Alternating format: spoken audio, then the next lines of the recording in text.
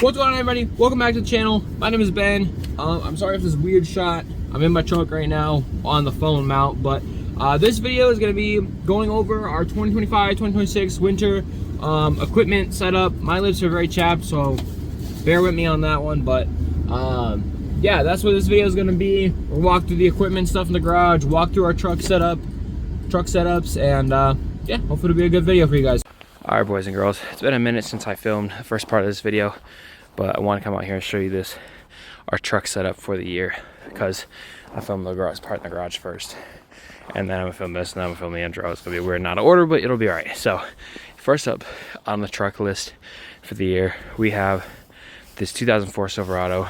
It's a 2500 single cab log bed with this old, I think it's like an 8-foot Western, I believe it's a Unimount, because it's bad old plow.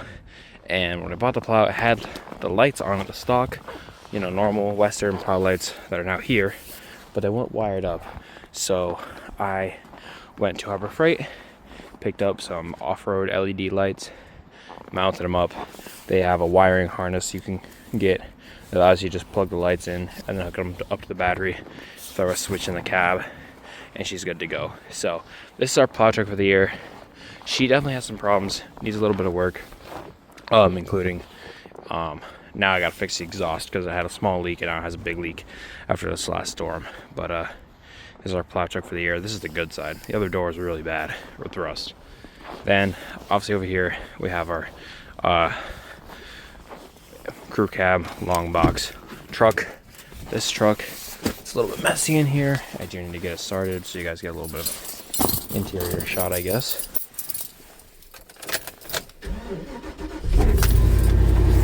But that bad girl needs some power steering fluid. She's pulling the trailer, which has our Snow Raider Scout on it.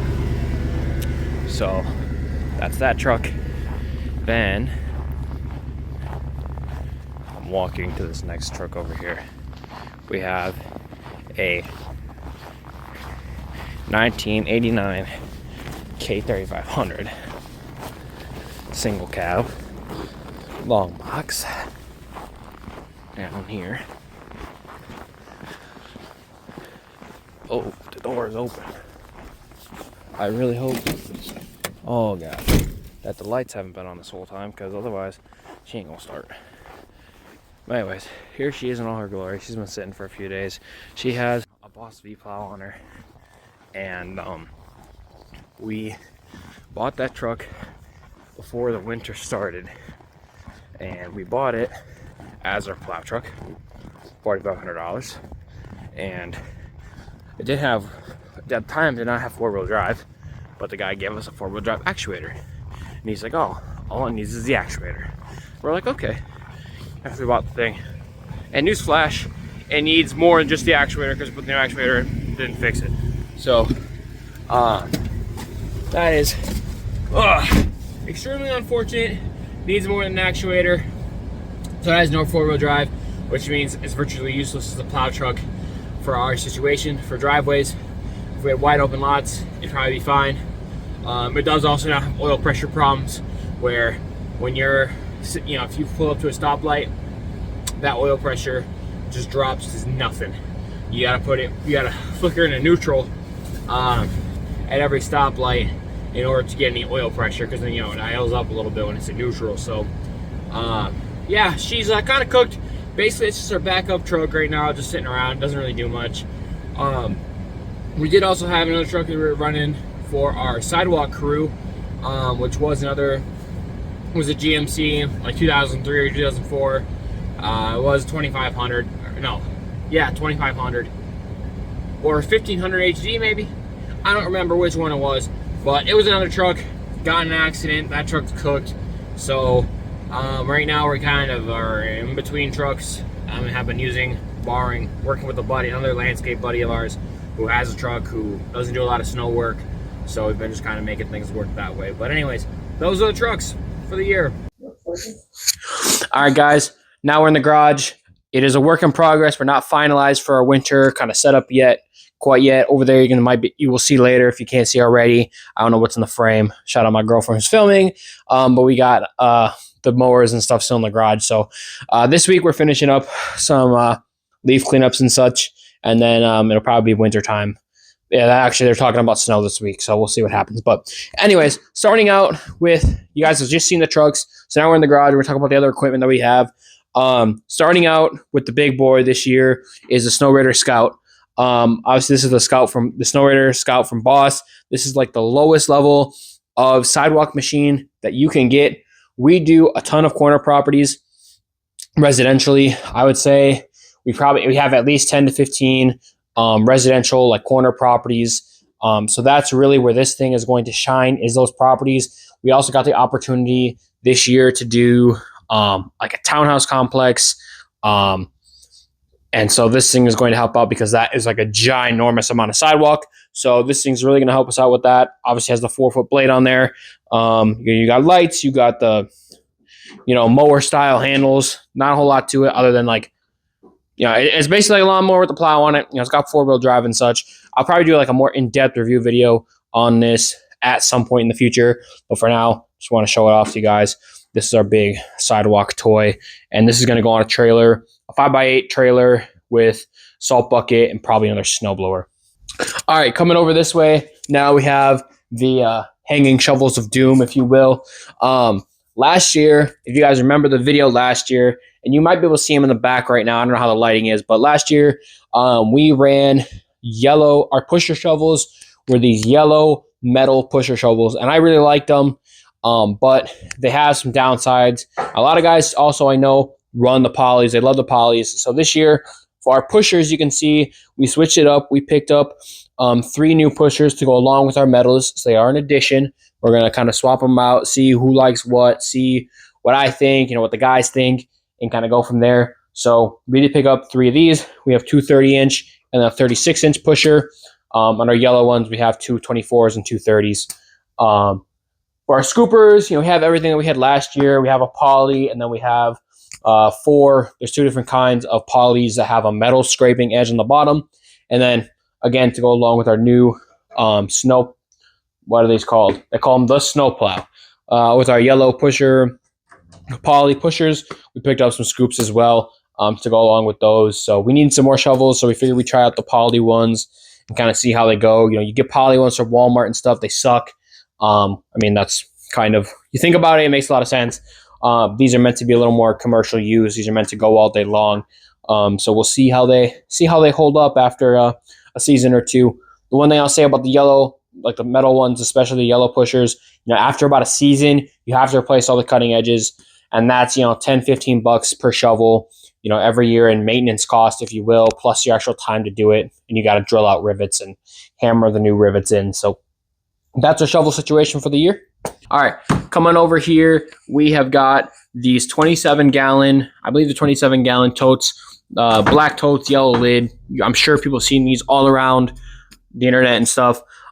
These are going to be our salt buckets for the year. So last year, what we did is we would carry around a 5-gallon bucket along with a walk-behind spreader in the truck bed, and we would take and basically just keep that 5-gallon bucket full. Well, bags got sliced open, so salt got spread all over the truck bed. It was kind of a mess in the snow when your hands are cold and there's snow all over everything. The bags are slippery little pricks, and so we decided, hey, maybe it would be easier just have a big tote in the truck. We can fill up the totes here in the shop in the morning, and then guys don't have to worry about cutting new bags of salt open, dumping them into 5-gallon buckets. Guys can bring along a 5-gallon bucket to have a little bit of a smaller option to carry around when they're putting salt down. But these are going to be 2 in the truck, and 1 on each truck, and then there's 1 on the trailer that's going to have the Snow Raider on it. So that's our salt setup for the year. Handshakers, same as last year. Nothing crazy. We just buy those at Menards. They're like Champlin brand little hand shaker things, and I like them. Corner walks, you get a walk behind spreader or a drop spreader or something. We use a walk behind spreader personally, but that's that. That's salt. Hopefully make it a little bit easier this year.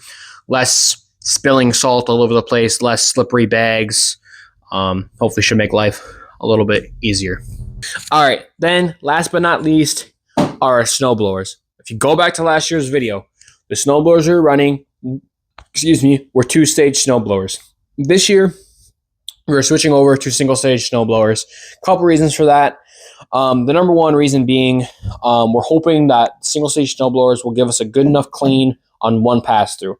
Last year, we were oftentimes doing is we would go over things with the two-stage and then clean things up with a shovel. It took a lot of time. So the hope is that for most snowstorms, these single stages will just eat through the snow. They will leave a nice clean result, and we won't have to be doing reshoveling sidewalks or anything to get them scraped clean. Hopefully, this guy will do a good job. So hopefully, after put some salt, clear it with this thing, put some salt down, all will be well. Other than that, these are Toro Power Clear. They're the 821 model, so they're 21 inches wide, and they have an 8 horsepower engine. They're pretty simple.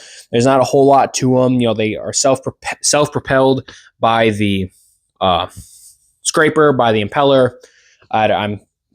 Auger is actually the right word, I believe, that they'll be scraped by. Other than that, they're super simple, straightforward.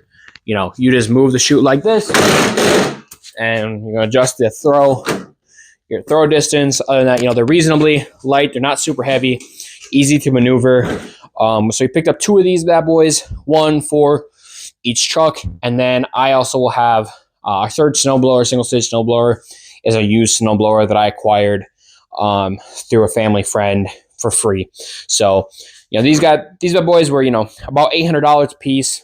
But they should do us really good this year. We do still have both two-stage snowblowers, the Snapper, if you remember from last year, and then the Ariens. The Ariens is currently not cooperating. Pretty sure that it needs a new carburetor because it won't start. And even last year, it backfired a lot, had a lot of problems. The Snapper overall is a really good snowblower. It's just one of those things where it's heavy, hard to maneuver, and it did have a couple of times where the transmission belt would slip off the pulley. So that led to downtime in the field, and trying to eliminate that, especially this year as we're adding crews, which I've kind of talked about a little bit before you guys will have seen this clip. I'm recording these out of order. Sorry, phone's not being cooperative. But anyways, so that's that. That's the main things for the snow setup this year. Other than, of course, you guys saw the trucks outside. We do have some leaf blowers still that we'll probably use here and there. You have the 2 Steel 8 BR800s, and then for leaves, we also picked up a Echo PB9010. So those might be getting thrown in the mix. We'll kind of see how things go. I'm iffy on leaf blowers with snow, especially overnights, which tends to be about 50% of our snow time. Times we're out there working, if you're overnight, those things get loud, and that's when people start to complain that you're out there at 2 a.m. You're running the leaf blower, waking me up. Well, sorry, man. We got to do what we got to do. But it is what it is. We keep it moving. That's most of what I have for this setup that we have for this year. Some other little things we're picking up still. All the trucks, depending on when I film the truck part of this video, we'll have some phone mounts in them. We picked up some new kind of ambers. Last year, we were just running these little single lights on the trucks. So we picked up some new, some that my business partner thought would be better. Beats me. I don't know. I didn't pick them out. So fingers crossed that they're nice. But anyways, I think that is everything that I have to say here. You guys should have already seen the truck part. So I'm just going to call this an outro. Hope you guys enjoyed. Again, stay tuned. Probably after an event or two. So probably come like January-ish. I'm going to probably do an in-depth review of the Snow Raider. And kind of keep things going. Maybe I'll do an in-depth review of the snowblower too, something more than just a little, hey, we're using this thing. Kind of see how it goes. But anyways, hope you guys enjoyed, and stay tuned for more. Peace out.